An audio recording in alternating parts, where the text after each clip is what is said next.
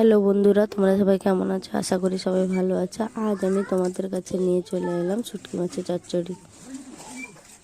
আমি প্রথমে সবজিগুলো কেটে নিয়েছি, পেঁয়াজ কুচি নিয়েছি, তারপরে সাদা সর্ষে বেটে নিচ্ছি।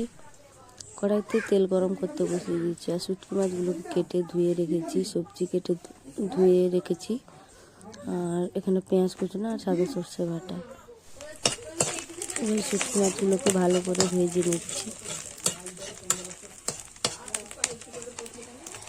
ওতে আমি পেঁয়াজ দিয়ে দিয়েছি, পেঁয়াজ দিয়ে ভাজা ভাজা করে নিচ্ছি।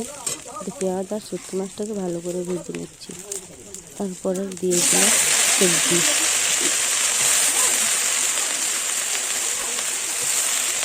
এবার আমি সবজিগুলো দিয়ে দিয়েছি।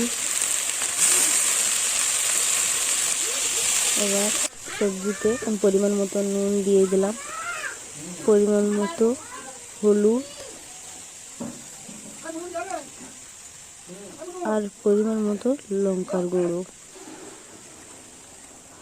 আর অল্প একটু চিনি দিয়ে ভালো করে নেড়ে চেড়ে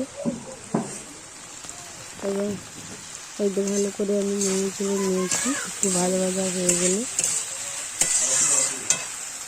এটা আমি দিয়ে দেবো সাদা সর্ষে বাটা দিয়ে দিয়েছি।